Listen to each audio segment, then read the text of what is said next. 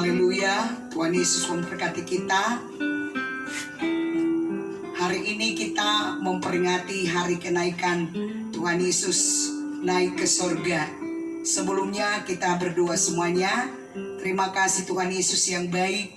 Kami mengucap syukur kepadamu pada hari ini Tuhan. Kami boleh memperingati, beribadah untuk memperingati hari kenaikan-Mu ke surga.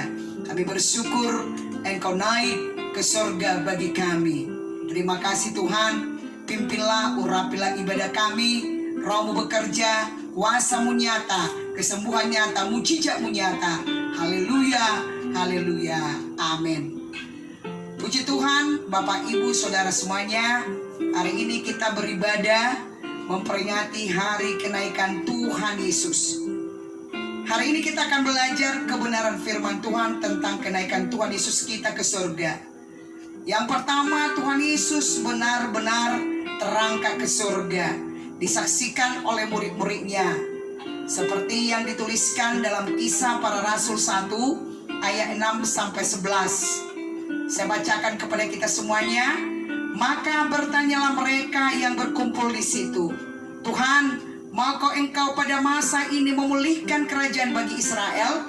Jawabnya, Engkau tidak perlu mengetahui masa dan waktu yang ditetapkan Bapa sendiri menurut kuasanya. Tetapi kamu akan menerima kuasa kalau Roh Kudus turun ke atas kamu. Dan kamu akan menjadi saksiku di Yerusalem dan di seluruh Judea dan Samaria dan sampai ke ujung bumi. Sesudah ia mengatakan demikian, terangkatlah ia disaksikan oleh mereka, dan awan menutupnya dari pandangan mereka.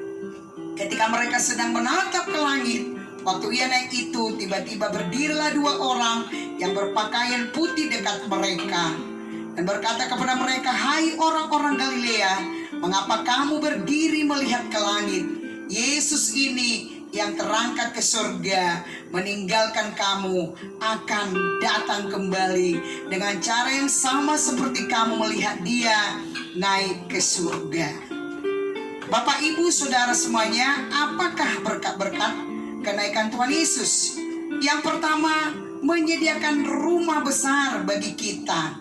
Menyediakan rumah besar bagi saya dan saudara, yang tentu yang sungguh-sungguh mengiring Tuhan, yang sungguh-sungguh melayani Tuhan, yang sungguh-sungguh mengasihi Tuhan.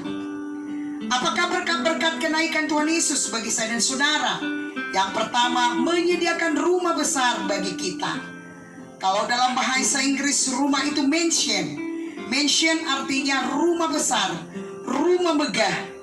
Jadi Bapak, Ibu, Saudara, kita mendengarkan kebenaran ini dari firman Tuhan dalam Yohanes 14 ayat 1-9. Janganlah gelisah hatimu, percayalah kepada Allah, percaya juga kepadaku.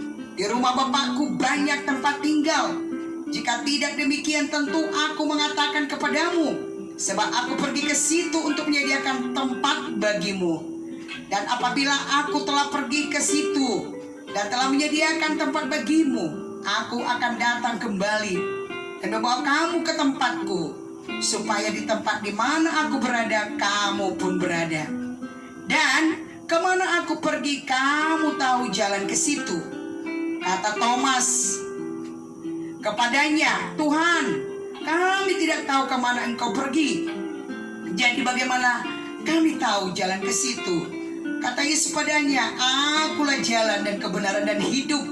Tidak ada seorang pun yang datang kepada Bapa kalau tidak melalui aku. Sekiranya kamu mengenal aku, pasti kamu juga mengenal Bapakku. Sekarang ini kamu mengenal dia dan kamu telah melihat dia.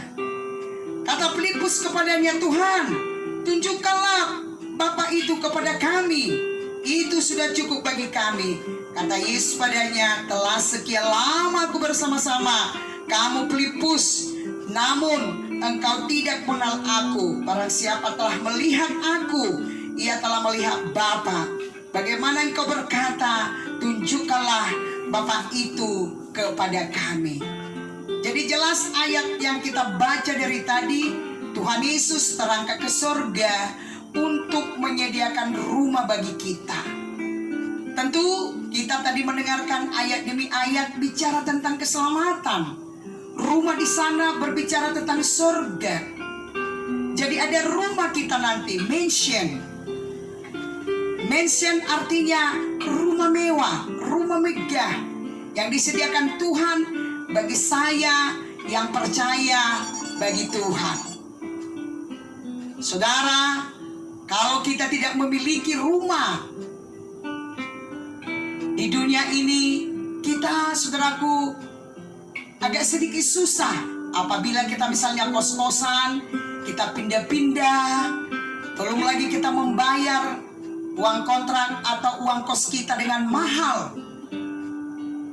Tetapi saudaraku yang kekasih, jauh lebih sedih kalau saya dan saudara kelak kita dipanggil Tuhan, kita tidak punya rumah. Untuk itu, mari jemaat Tuhan, menjelang kedatangan Tuhan Yesus yang kedua kali. Ini akhir zaman. Kita percaya Tuhan kita tidak lama lagi datang menjemput saya dan saudara saleh-salehnya yang tentu, yang tetap setia, tetap menyala. Baru-baru ini saya mengajar training dasar. Bagaimana satu bagian dari pelajaran itu berkata, apakah halangan-halangan keselamatan itu? Atau apakah bisa kita lucu dari keselamatan kita? Bisa. Penyebabnya yang pertama, kalau kita sudah suam kuku. Yang kedua, tidak menyala-nyala lagi bagi Tuhan. Dan yang ketiga, duniawi. Dan yang keempat, tidak patuh kepada firman Tuhan. Sekalipun kita sudah lahir baru, sekalipun kita sudah selamat, tetapi pada akhirnya kita lemah. Akhirnya kita suam kuku. Pada akhirnya kita mundur dari kasih kita mula-mula. Tentu itu akan menghalangi keselamatan kita. Untuk itu Bapak, Ibu, Saudara-saudara, melalui peringatan hari kenaikan Tuhan Yesus membangkitkan semangat kita kembali untuk tetap mengiring Tuhan, melayani Tuhan. Kita bangkitkan roh kita agar kita bisa memiliki mansion, rumah di surga. Yang kedua, apakah berkat hari kenaikan Tuhan Yesus atau kenaikan Tuhan Yesus bagi kita ke surga? Yang kedua, memegang pengakuan iman kita atau perkataan kita. Saya bacakan kepada saudara kebenaran firman Tuhan dalam Ibrani 4:14-16.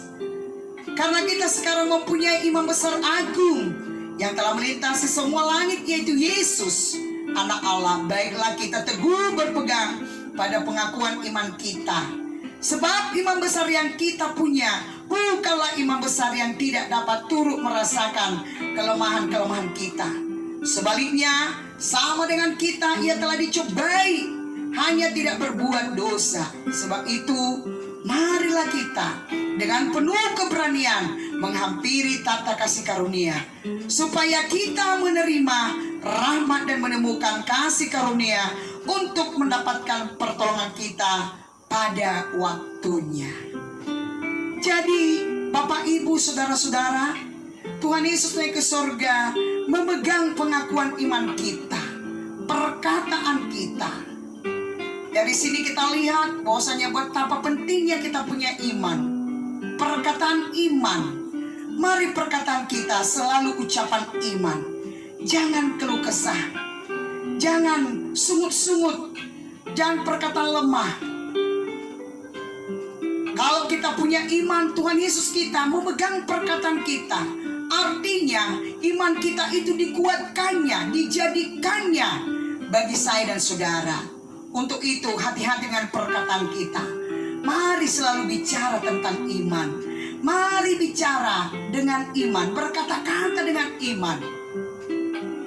Kita berkata, biarlah yang lemah berkata, aku kuat. Biarlah yang miskin kita berkata, kita kaya. Dan itu akan dijadikan. Mari Bapak Ibu ucapkan iman saudara. Saudara yang lagi sakit katakan, saya sudah sembuh. Saudara yang lagi sedih, saudara berkata sukacita. Maka perkataan saudara itu akan akan diteguhkan oleh Tuhan Yesus dan dijadikan bagi saya dan saudara. Untuk itu, mari semuanya kita berkata-kata dengan iman. Semangat. Kita semua punya iman bahwasanya persoalan kita, pergumulan kita akan ditolong Tuhan. Karena jadilah kepada kita seperti kata ucapkan. Katakan kepada diri saudara, aku sehat, aku kuat, aku sukses, aku diberkati, aku keliling dunia, dipakai Tuhan, diurapi Tuhan. Orang tua, mari kita ucapkan, anakku diberkati Tuhan, anakku diurapi Tuhan, cucuku diberkati Tuhan. Mari ucapkan, maka akan jadi kepada kita. Dan yang ketiga, sebagai pembela kita di hadapan Allah Bapa. Dalam Lukas 9:23-27, saya bacakan kepada kita semuanya.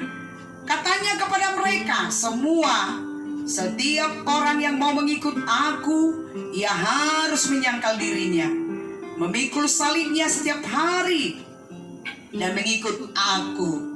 Karena barang siapa mau menyelamatkan nyawanya, ia akan kehilangan nyawanya. Tetapi barang siapa kehilangan nyawanya karena aku, ia akan menyelamatkannya. Apa gunanya seorang memperoleh seluruh dunia, tetapi ia membinasakan aku? Panjangnya ya. Oh, bisa jadi cut, Mbak. Bisa jadi cut. Oke. Jadi coba.